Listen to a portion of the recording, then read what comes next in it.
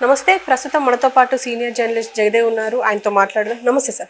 నమస్తే. సార్, అమితాబ్ బచ్చన్ ఈరోజు ఒక ట్వీట్ చేశారు. ఆ ట్వీట్కి ముందు ఏం జరిగింది అంటే అభిషేక్ బచ్చన్ అండ్ ఐశ్వర్య విడాకులు తీసుకుంటున్నారు అని చెప్పేసి, అది నిజమవునా లేకపోతే నిజంగానే తీసుకుంటున్నారు, వేరువేరుగా ఉంటున్నారు, ఇవన్నీ వార్తలు వస్తున్నాయి. అసలు ఈ వార్తలన్నీ వస్తున్నాయి, ఓకే, అసలు మీరేమంటారు సార్ వీటన్నింటికి? ఏమనడానికి ఏం లేదమ్మా. పెద్ద పెద్ద వాళ్ళలో ఇళ్లలో ఇవన్నీ సర్వసాధారణం. అందరూ ఎవరి ఇండివిజువల్ లైఫ్ కలిసే ఉంటారు, కానీ ఎవరి ఇండివిజువల్ లైఫ్ వాళ్ళదని నా అభిప్రాయం. భర్త వేరేగా పార్టీకి వెళ్తాడు, భార్య వేరేగా డిన్నర్కి వెళ్తుంది, ఎవరు రిలేషన్స్ వాళ్ళు మెయింటైన్ చేస్తూ ఉంటారు, రకరకాల రిలేషన్స్లో ఉంటుంటారు. అక్కడికి వచ్చాక కలిసి ఉంటున్నారు అంతే అన్నట్టుంటుంది. ఒకరి దాంట్లో ఒకరు వేలెత్తి చూపకూడదు, ఒకరి దాంట్లో ఒకరు ప్రశ్నించకూడదు. అంటే సాధారణంగా వైఫ్ అండ్ హస్బెండ్ సాఫ్ట్వేర్ ఎంప్లాయీలు కొంచెం బాగా సంపాదించుకున్న వాళ్ళకే ఇటువంటి కల్చర్ ఉంటే, మొదటి నుంచి అటువంటి కల్చర్లో ఉన్న వాళ్ళే కదా వాళ్ళు. అంటే అలానే తప్పుగా అనుకోవడానికి ఏం లేదు ఇక్కడ. తప్పుగా అంటున్నాను అనుకోవద్దు. ఇండస్ట్రీలో అట్లాంటి సర్వసాధారణంగా ఉంటాయి. వాళ్ళు పెద్ద పెద్ద వాళ్ళ స్థాయిల్లో యాక్చువల్గా మ్యారేజ్ అయ్యాక కూడా యాక్ట్ చేస్తుంటారు. మ్యారేజ్ అయ్యాక కూడా బోల్డ్ సీన్లు యాక్ట్ చేసిన వాళ్ళు చాలామంది ఉన్నారు. పెద్ద పెద్ద బాలీవుడ్ స్టార్ హీరోయిన్లు కూడా బోల్డ్గా కూడా యాక్ట్ చేస్తుంటారు. వాళ్ళకి అదేంటంటే ఏం కాదు, అది యాక్టింగ్ అన్నట్టు ఉంటుంది. అది అంటే బట్ మనలాంటి సామాన్యులకి ఎలా అనిపిస్తుందంటే, అబ్బా పెళ్ళి అయిపోయింది కదా, ఇంకా కూడా ఇట్లాంటి బోల్డ్ క్యారెక్టర్లు ఇట్లాంటి కాస్ట్యూమ్స్ వేసుకోవడం అవసరమా అనిపించవచ్చు. బట్ అది వాళ్ళు పెద్దగా పట్టించుకోరు. దాన్ని హైఫై కల్చర్లు అలాగే ఉంటాయి.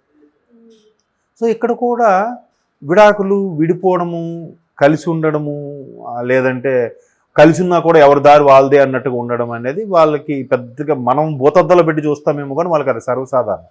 అరే విడిపోయారంట, చూసారంట, అట్లా ఏమి ఉండదు. ఇప్పుడు ఐశ్వర్యరాయ్ గారు ఉన్నారు, ముందు ఇద్దరు ముగ్గురితో అఫైర్స్ కూడా మనం విన్నాం అప్పట్లో.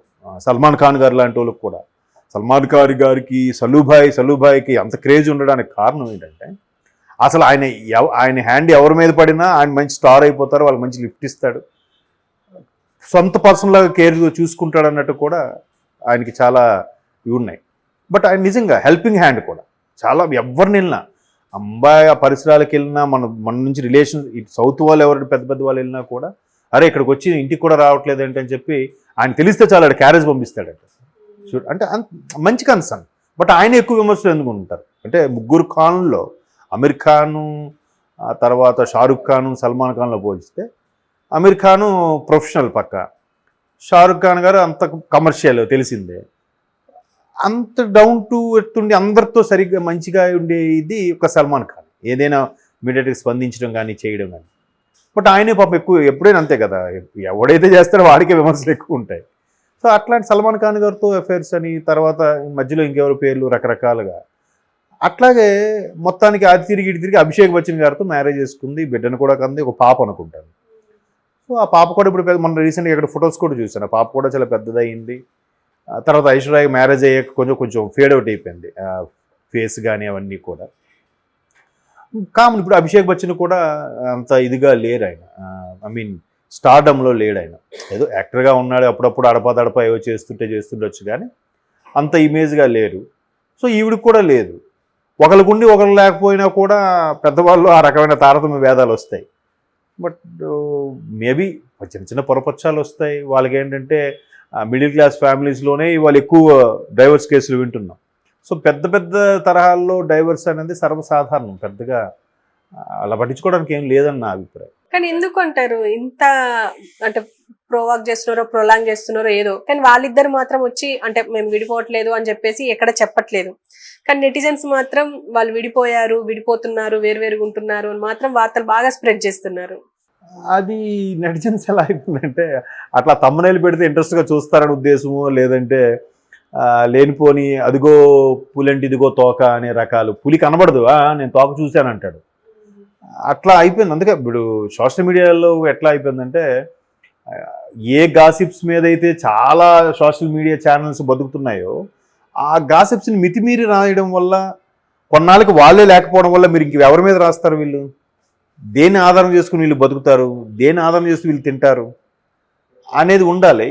కానీ ఏం కాదులే, మనం కొత్తగా ఇచ్చాం, మన న్యూస్కి మంచి వ్యూస్ వచ్చాయి, షేర్స్ వచ్చాయి, లైక్స్ వచ్చాయి, సబ్స్క్రైబర్ పెరిగారు, ఇట్లాగా ఆలోచిస్తున్నారు తప్ప దీనివల్ల అవతల వాళ్ళు నిజంగా వాళ్ళు హ్యాపీగా ఉంటే వాళ్ళు కొంపలు కొల్లేరులు అయిపోయే పరిస్థితి ఉంటుంది కదా. ఇప్పుడు ఇంతకుముందు మనం కృష్ణవంశీ గారి గురించి మాట్లాడుకున్నప్పుడు కూడా ఆయనకి ఒక జర్నలిస్ట్ అడిగారు, సార్ ఏంటి రమ్య గారికి మీకు మధ్యలో ఏంటి విభేదాలు, విడిపోయారట కదంటే, అవునా పొద్దున్న నాతో అదే అంది, ఏంటి మన ఇద్దరు విడిపోయాడు కదా అన్నట్టు జోక్గా అంది, మరి సరే ఇంటర్వ్యూకి వెళ్ళి వస్తా అని చెప్పొచ్చాను అన్నాడు ఆయన. అంటే లేదు మేము కలిసే ఉన్నాము అని చెప్పే ప్రయత్నంలో, అంటే ఆయన ఏంటంటే ఆమె బిజీ ఆర్టిస్ట్. రమ్యకృష్ణని ఎంత హైలీ టాలెంటెడ్ ఆర్టిస్ట్ అనేది మన బాహుబలితో ప్రూవ్ చేసుకుంది ఆవిడ. పైగా వాడికి బిడ్డ బాబు ఉన్నాడు వీళ్ళిద్దరికి. బాబుని అక్కడ చదివించుకుంటుంది, చెన్నైలోనే ఎక్కువ అక్కడ నుంచి చెన్నై బేస్ అన్ని తిరుగుతుంది కాబట్టి అక్కడే ఉంటుంది. ఈయనకి ఏంటంటే తెలుగు ఈ బుక్స్ ఇవి, ఈయన ఏమైనా స్టోరీ డిస్కషన్ ఇక్కడ అలవాటు కాబట్టి ఈయన వచ్చి వెళ్తుంటాడంట. బాబుని చూడాలి మేము తను చూడాలి, వెళ్ళడం ఓ 2 days ఉండడం రావడం అట్లా చేస్తుంటాడు. దానికి విడిపోయారంట అట్లా. ఇంకా ఈ ఏజ్లో ఇంకేం విడిపోయి ఏముంటుంది. అలాగని ఈయన అరే నువ్వు స్టారు నేనేం కాదు అనుకునే మనిషి కాదు అంటే సర్దుకుపోయేలా ఉంటుంది. ఆ స్థాయిలో పట్టించుకోవడాలు అట్లా ఏమి ఉండవు. కాకపోతే కొంతమంది ఏదో సినిమాలో కూడా చూపిస్తారు, భార్యని ఆడే ఇంట్రడ్యూస్ చేస్తాడు. ఒక్కసారి భార్య ఈడికి మించిపోయి పెద్ద సింగర్ అయిపోతే ఆ అసూయతో తట్టుకోలేక ఇంకా ఇద్దరి మధ్యన గొడవలు రావడము అట్లా జరుగుతుంటాయి. సో అట్లా వచ్చినప్పుడు ఇద్దరు ఫేడ్ అవుట్ అయిపోయి ఉన్నారు కదా, ఇద్దరికీ అవకాశాలు లేవు. ఐశ్వర్య గారు కూడా మా తర్వాత వేరే వేరే క్యారెక్టర్లు చేశారు, గెస్ట్ రోల్ చేశారని ఏం చూడలేదు. ఈయన కూడా ఎప్పుడో అడపదడప ఏవో సిరీస్లో కనిపించాడు కానీ మళ్ళీ లేదు. అట్లా ఉన్నప్పుడు ఈ నెటిజన్స్ రాసిన దానికి వాళ్ళు ఫీల్ అయిపోవాల్సిన అవసరం లేదు. అలాగని వాళ్ళు విడిపోతున్నా కూడా సరే వాళ్ళు రాసుకుని మేము మా ఇష్టం మా లైఫ్ ఎవడేం చేసుకుంటే మాకు అనవసరం అనుకున్న వాళ్ళు కూడా ఉన్నారు. తెలుగులో కూడా బాలీవుడ్లో ఆ కల్చర్ మరీ ఎక్కువ, మన దగ్గరకు కూడా అటువంటి కల్చర్లు వచ్చేసాయి ఎప్పుడో. అదే చెప్తున్నాను, మిడిల్ క్లాస్ ఫ్యామిలీస్లోనే అరే నేను ఉద్యోగం చేసుకుంటాను నీ గొప్ప నాకేంటి, నీ అజమాయిషి నా మీద ఏంటి అనుకునే రోజులు వచ్చేసాక పెద్ద పెద్ద స్థాయిలకు అవి ఏం అనిపించవు, సర్వసాధారణం. ఈ కాకపోతే నెక్స్ట్ ఇంకో పెళ్లి చేసుకుంటారు, మళ్ళీ ఇంకో పెళ్లి చేసుకుంటారు, ఆడితో ఒక 6 నెలలు సంవత్సరం 2 ఏళ్ళు, లేదు అది నచ్చలేదు మళ్ళీ ఇంకోడు, ఇట్లా చాలామంది ఉన్నారు కదా. కాబట్టి నెటిజన్స్ నిజంగా వీళ్ళకి ఏదైనా చిన్న లీడ్ దొరికితే చేశారా, లేదా ఒకటిది చూసి ఒకడు ఇలా అనుకుంటున్నారు, ఎడమొహం పెడమొహంగా ఉన్నారు కాబట్టి ఇలా అనుకుంటున్నారని వీళ్ళే గాసిప్స్ క్రియేట్ చేసి రాశారనేది తెలియదు. చూద్దాం మరి. అంటే అమితాబ్ గారు చేసిన ట్వీట్ని బేస్ చేసుకొని అంతకుముందు అభిషేక్ గారు కూడా ఒక జర్నలిస్ట్ రాసిన ఇది అంటే ప్రేమ అనేది ఎప్పుడైతే ఉచితంగా దొరుకుతుందో దానికి వాల్యూ పోతుంది అన్నట్టుగా ఎవరో ట్వీట్ చేసి దాన్ని లైక్ చేశాడండి.